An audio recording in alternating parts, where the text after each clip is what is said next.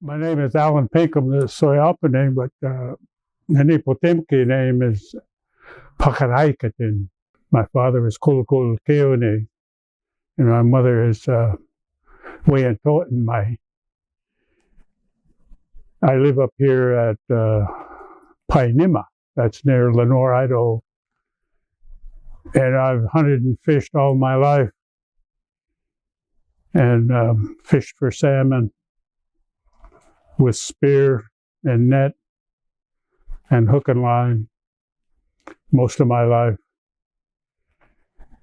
And the sockeye that we want to talk about, sockeye in the Snake River, but the branches go off into Wallowa River and the Salmon River.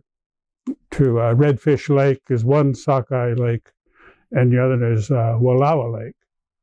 But the Wallowa Lake sockeye is extinct. You know, there's no sockeye that go in there now. But historically, Nez Perce's fished there. There actually was a village right near the outlet of the lake where they camped and they fished for sockeye. They did that up until about 1920. They went there to catch sockeye. And then the run started dwindling after Bonneville Dam went in, which is about, I think, 1932. From there on, the sockeye run dwindled, as well as other stocks in the Columbia River Basin. And there is little stories of Nez Perce going to Wallowa Lake to fish, not only for sockeye, but Chinook and steelhead as well. Up until probably the early 30s. And from then on, the run just disappeared because of irrigation projects, diversion of water from the Wallowa River and the lake, of course. And if there's going to be any recovery, I think that should be done. A lot of the fish stocks are disappeared or they're threatened right now. And sockeye being absent from the lake for, what would it be, 70, almost 90 years now. And if dam removal is one way to do it, I say let's go for it. The Corps of Engineers built too many dams on the Snake River, particularly, and the removal of the dams on the lower Snake River would be one tremendous step in the right direction. It'll solve a lot of problems. It'll lower the river temperature, increase natural flow. The riparian zone would probably be restored much more quickly. The water temperature would be lowered. I'm pretty sure that would occur as well. So there's a lot of environmental impacts, I think, that we could reverse with dam removal. And this is the most positive step. Of course, there's other environmental impacts, but this would be one of the most major restoration efforts if dam removal was accomplished on the lower Snake River and also other dams as well. So that's my story. Tatsaluf, good afternoon. My name is Julia Davis Wheeler, and I was born and raised here in this area. I've lived here all my life, went to school at various colleges and universities, but I always came back. This is my home, and I love it. And so I want to talk about the salmon and what it means to me as a woman. When I was growing up, I would go with my uncles when they would go fishing in our tributaries. After they would stock the tributary with trout or whatever, we would go there, and I would be right there with them when they went fishing. And then I learned how important the fishing rights were for us as people, as women. I also learned how to clean a fish, how to gut them, how to cut them, and cook them. And this was good. This was very good. The thing that I'm concerned about is for the future that our young women, they need to learn how to take care of the fish. When the man catches so many salmon that you get overwhelmed, you need to learn how to dry them and to can them and to smoke them and to barbecue them. I mean, you do all that in a, succession, but that's the way that our women would do that. And I've learned not to do it by myself, but I always help, the other women. We had a couple of weekends ago, a memorial for my brother, and he was a fisherman. He was a Columbia River intertribal fisherman, and he loved going down to the river. And so when we had the memorial, we had some men folks come, and they cooked salmon over an open fire. And it was very, very good. And we would have to literally drag my brother off of the river to get him to come home because he didn't want to leave. He always wanted to stay a little bit longer. But it is so important, our fishing rights and our hunting rights and our gathering rights. I'd like to talk about the environment on the Nez Perce Reservation. We depend on the environment to have a good fish run. We depend on the environment to have good growth of our huckleberries, our berries, and generally our foods that we have to dig up. Also, the environment is good for not just our wild game and our gathering, but it's also tied to our living as a Nez Perce people.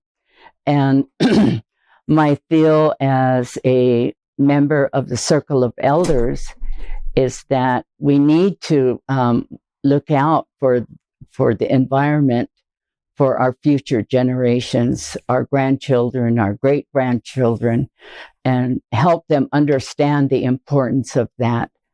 And if we could do that, I think it would save a lot of heartache and hurt that some of our people have experienced from seeing the farmers that have not supported or not honored the treaties, and they have completely run over or let their cattle run loose on land where we dig camas. Camas is the root that we like to dig for our people during the whole year, for our ceremonies, for our churches, and for our dinners that we have when people come to visit us. So I just really believe that this program, protecting our environment, is important, and I support it 150%. Yeah, hello. My name's Jim Spencer. I grew up in Lapwai and in Kuski, Idaho. The story I'd like to share with you today is there's a silver bridge that was built in Kuski many years ago. And my great-grandfather, there's some rapids right below that bridge where he used to tell stories of the salmon runs, and in which, when they returned, there were so many salmon going up the river that you could walk on them from one shore to the other side of the rapids. Now, since they've put the dams in, you don't see that anymore. They're all gone, and it's a shame that we lost them. But these are one of the stories that I like to share with you today, is that one there. And someday maybe it will return Hopefully it will. Thank you. Katsiao. My name is Leroy Seth. That's the English name that was given to me. My Indian name is Pinakwi Tilup. And I grew up, I was born in Lewiston, Idaho, and I grew up on the Nez Perce Reservation down in Spalding. And then even went to school there in Spalding, and then later on annexed to go to Lapwai. So, and when I finished Lapwai, then I ended up going to 4 different colleges, and there you are as far as education. Well, similar to the story that was mentioned earlier by the previous speaker, I remember the days when salmon were thick and plentiful. I remember when one of my grandfathers and uncles used to catch salmon in this Lapwai Creek. They used to do night fishing, and they'd have a fire there, and they'd have a net or some kind of a basket type affair. Anyway, they'd catch a lot of salmon and pull them out. When I was going to school in Spalding, the salmon used to run along the ditches from the tributaries of the river all the way up into, all these streams. They were all over the place. And of course, that was quite some time ago. And I'd say around the 40s and 50s. And then a little later on, then after the dams were put in, the decline is really, it really showed. And so it's not only the salmon, but there's many other fish that decline due to pesticides and things like that. So there are all kinds of changes. And when I was little, I had the pleasure of being in Celilo with my parents and my uncles down there, and helped them, tried to help them fish, because a lot of the salmon were large. They were much bigger than they are even today. And so there was all kinds of changes that were made by the, I still, blame the dams for a lot of the destruction of our fish and not making, how would you say, right-of-ways and easier paths for them to travel up to spawn and what have you. So you'll find that when you talk to, especially we that are older, that we're familiar with places like Celilo and all these other dams, it really made a change. And so I think that's about all I can say for now. But there's more stories. We could talk all day about different fish and animals and everything else. So, yakalo. Ini wasitoka now at Nimwanik Tau Lakaya. Charles W. Axtell. I lived in Tawikta, Idaho, which is about a mile up from Spalding Bridge, about Spalding Bridge area. I lived there all my life since I was 2 years old. Tawikta. They call it Tawikta. I learned my fishing from I'll start when I was young. My 2 uncles, Bill Johnson and Alec Johnson, they was fishermen. They fished in Columbia, Celilo. And I was about 8 years old. We used to go to Celilo, and we'd stay there for 2 weeks down Celilo. Then during our they used to have this first fish ceremony catch in Celilo, and we used to attend that every year. My grandfather, Charles Wilson, and my grandmother, Jeanette Wilson, we all we used to attend them fish ceremonies. The big longhouse, they'd sing songs, and they'd bring that first fish out that's caught in Celilo. They'd bring that first fish in, and they'd sing 7 songs, and then they'd pass that fish out. And each one of us took a bite of it. Everyone that was in that building, a longhouse in Celilo, and we'd take a bite of that first catch of the year in Celilo. We used to do that every year since I was about 7 or 8 years. I can remember anyway. That must have been back in 1954, 55, somewhere around in there. 54, maybe 53.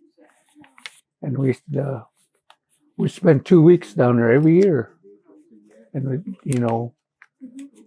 dry salmon, and my uncles they'd have scaffolds out there on the rocks way in the middle of but they had a scaffold there. And I'll tell you a story. I used to help carry the fish up once I was about 9 years old till I was about 12. I was packed salmon. We'd go across this one place where you'd go across from rock to rock out to the middle of the falls, that big falls, and I'd do that. We'd carry 2 fish at a time, bring them back, and then take them up and put them in the in the car in a ice them. And I never got to fish. My uncles, they said, next year you can fish. I was 12 years old.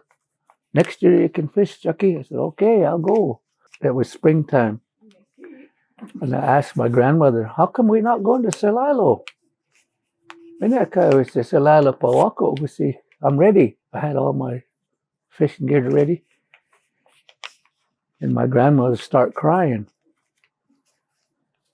I looked at my grandfather's, what's she crying about? Oh, what did I say wrong?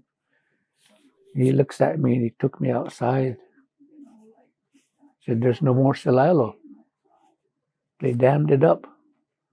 Well, and I start crying. And I went back in and I had to sit with my grandma and we cried together because there's no more Celilo.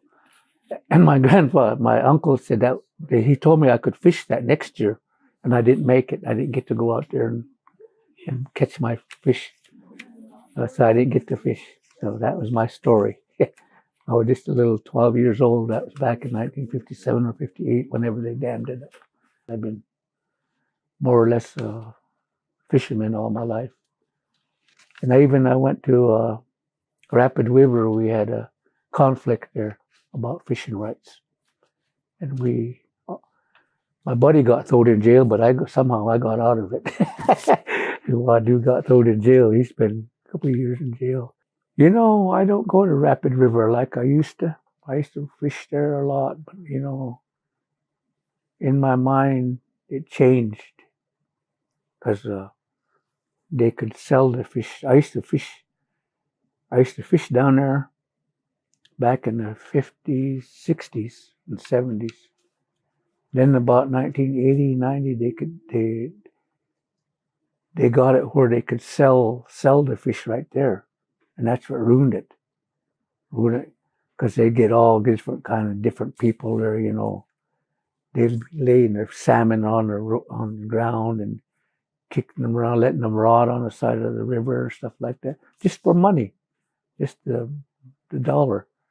And that's what ruined it for me, because I could see all them different people that don't even never fished in their life. I mean, just for the money. They're down there just for the money, not for the fish. Respecting the fish. Because, me and my buddy, we used to catch fish down there. They're all of them are gone except maybe Wadu. But we used to catch fish down there back in the 60s. And we'd bring them to the senior citizens and we'd just give it to them.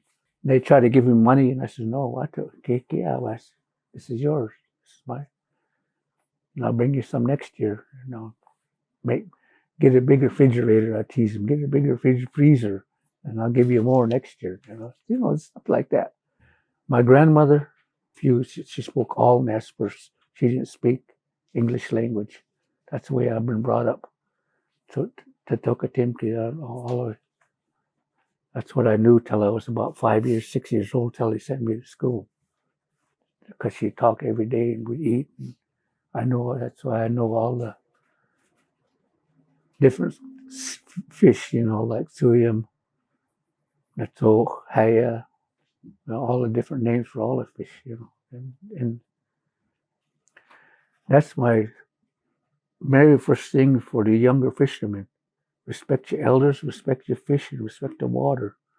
And you respect that, and you'll get by. You show respect to life, you know.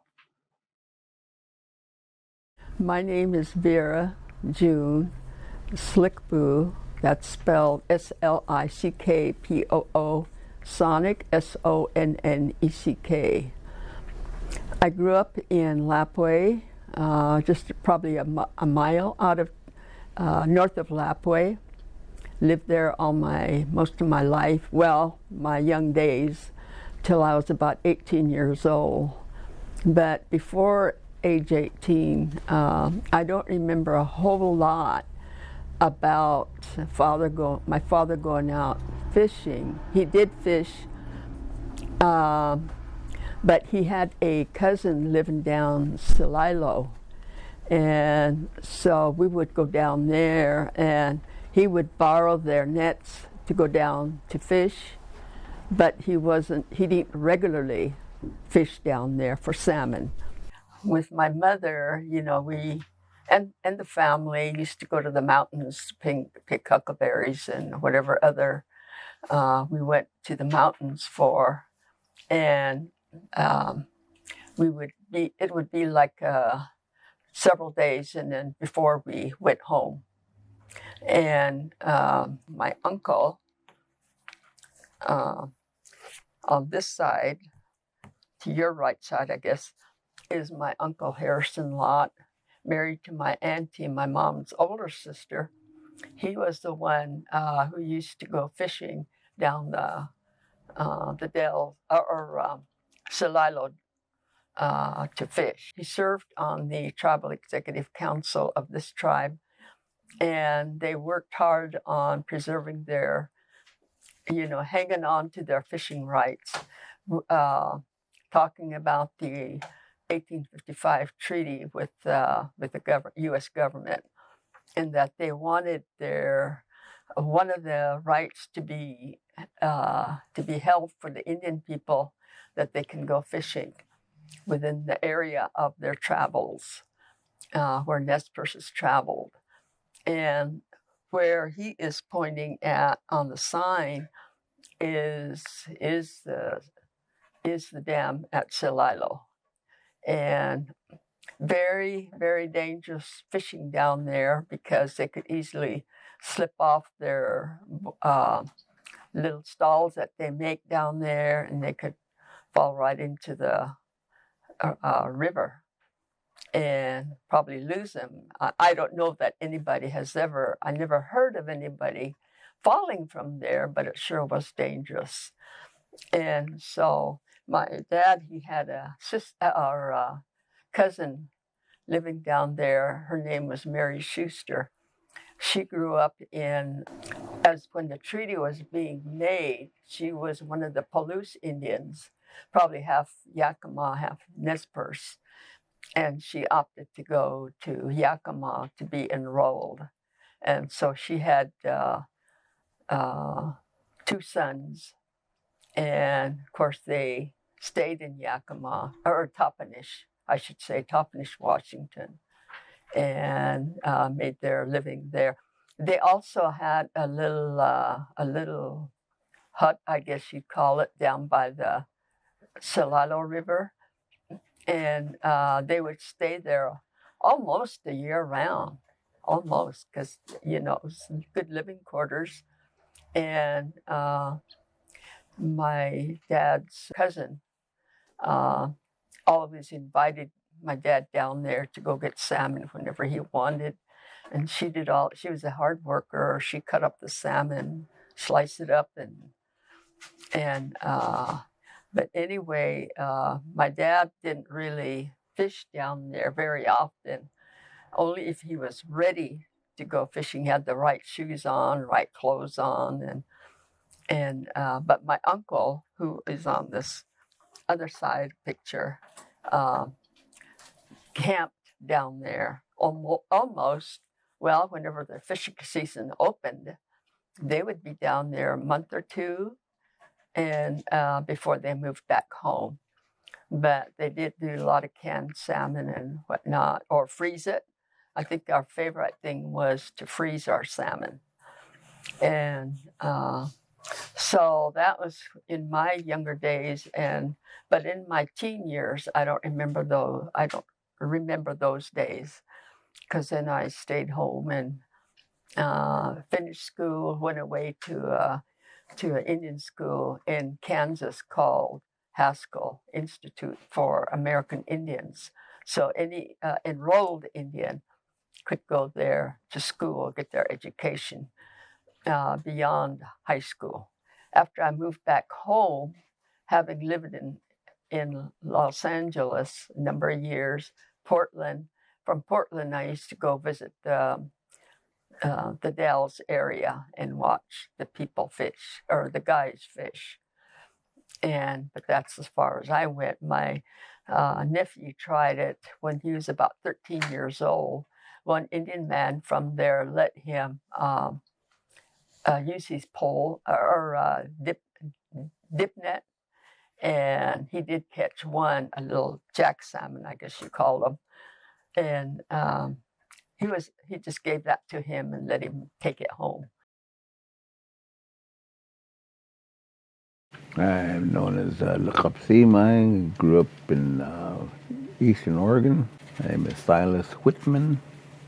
My mother was the commercial fisherman who fished on our Walla Walla sites, which were family sites, and on the Columbia. Then we drifted further down, just based on what the elders told us, where we would be able to, get the fish, to help with the food for the camps and so forth. My mentors those days were my older cousin, Gabby Hayes, he and his mother, Maudie Antone. We'd go to the Grand Arana River up by Catherine Creek. And his mother she'd have her dress on and she'd roll her dress up to her knees and she'd go out and she'd hook salmon out 2 at a time. She'd come out, she was dragging that big fish out of the water. She'd just say, you guys take too long, let me do this. And so I remember Gabby telling me, she says, get out of the way and let the women folks go at it. I said, yeah. I said, they're faster. And it was kind of a custom I observed, and Maud was telling me, my Aunt Maud, that they were at Upper Columbia before they dammed it up. And she was a girl. She remembers different tribes, but mainly Colville. All the ones are going out, and the women folks would be the ones that would actually herd the fish to the fishermen, singing those songs. And then I can hear them, but I just all the Walla Walla ladies were always able to know those songs and know what they meant. And so they don't do that no more. They don't. I was fortunate enough to see that and to hear it. All that then kind of played into later on. I came back to be peaceable and to try to get into the horses and cattle, and I was gonna go check fences that one day. That's when the chairman of the tribe at that time drafted me for come in and reorganize the fishery department for a year, turned into 13 years. And another person helped me. She and a couple other ladies, they strong-armed a lot of the things through because the men folks were slow to realize, and so it's ironic that the 3 women on Niptic at that time, they just sat down and they just went and said, we got to do this, we got to restore our Kodalai, we got to restore our Coho, we got to do all these things. As the chairman said, don't stop unless we tell you to. And we're not going to tell you to stop. We fought the good fight. We got everything going. The state would not sit down with us. The first meeting I had with them was in the kitchen of the hotel in Moscow, where they house all the football teams and so forth and stuff up there. They refused to meet with me in the meeting room. Instead, we went to a room off the kitchen, and it was informal. But we had this, we said we're going to do this, and so they didn't want to have anything publicly announced that we were going to be doing our program. So I said, okay, we'll do this by ourselves then. Well, you need our approval. No, we don't. You need our approval. So we flipped it around on them. So that's how we established the things that we have today. The first things first is that we have to restore. If we don't, we're going to wink out within 20 years, because 40 years we're predicted. We've already gone through our 20-year cycle, 4 or 5-year life cycle of salmon. The real irony is that's controlled under Tamananwat, our code. As things go around, everything we do within that we have to do as ordained by powers that be before when we became a people. When we became a people, we adopted then all that was there. The center of the earth was Tamananwat, and that was we, the real people. We controlled all that. So taking care of that was one of the big things we did, which we did. We brought back the wolves. We made policy about protecting the grizzly bears. But we fight to preserve our plants, roots, herbs, everything, because they're all connected to the fish. That makes the wheel go around in our life. We have that here, protected by our treaty rights.